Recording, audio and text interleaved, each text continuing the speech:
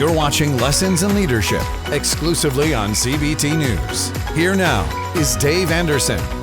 Let's talk about how to overcome the second temptation of successful organizations. Again, we're going through my series, Identify and Overcome the 6 Temptations of Successful Organizations. In our last clip, we talked about Temptation 1. If you missed it, go back and see it so you can have all 6 of these. It happened to be we stopped working on ourselves, but now we're moving on to Temptation 2. The second temptation of successful organizations is that the leaders in those organizations stop thinking big. They stop thinking big because they're already doing really well. And they start thinking incrementally. And it's really easy to shift into this maintenance mode, to get to the top of a mountain. And maybe it's a really great mountain. And instead of looking for that higher mountain, we build a retirement home there. Okay, we just camp out for a while. And we're tweaking and just doing a little here and a little there, but we've lost some of that fire. And that's why it's hard to overcome this survive success mindset sometimes, because we get successful and a lot of our reasons get quenched. The fire's gone out because we've accomplished so many goals. So we shift into neutral. And so you have to be aware of that tendency. I want you to think about areas where maybe you've gotten too satisfied in your organization. And maybe you're satisfied because you're doing better than you used to do there, or you're doing better than your peers are in the market. But that's irrelevant. What's relevant is, are we anywhere near our fullest potential? We need to continue to challenge ourselves. Now, human nature is going to tell you not to do that. Human nature is that as human beings, we slide. We slide. We all do. And when we slide, we don't naturally slide forward. We naturally slide backwards. So again, you've got to think unnaturally. We're doing really well now. All right. How do we run up the score? Do we still have goals that are big enough to where we're not good enough to get them yet?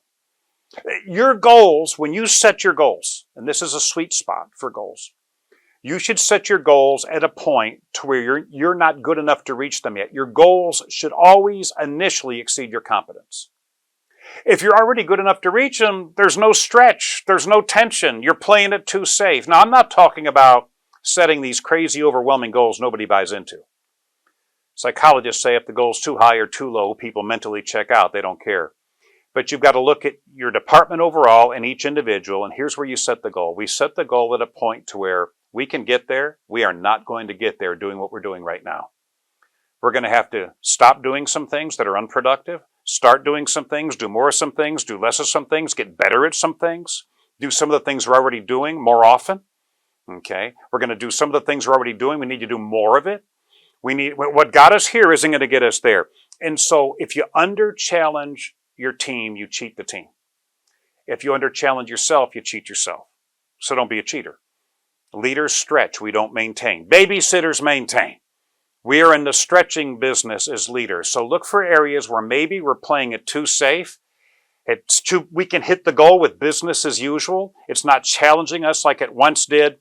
And let's raise that goal, and then let's create whatever we need to in the infrastructure, skills, processes, etc., to be able to align with that goal so we can hit it. All right? This is not a dress rehearsal. This is not a dress rehearsal. We don't get to come back and do a day again or a week again or a month again. So make sure your thinking is right, because as the leader, you're supposed to be able to see farther, more, and sooner than your people.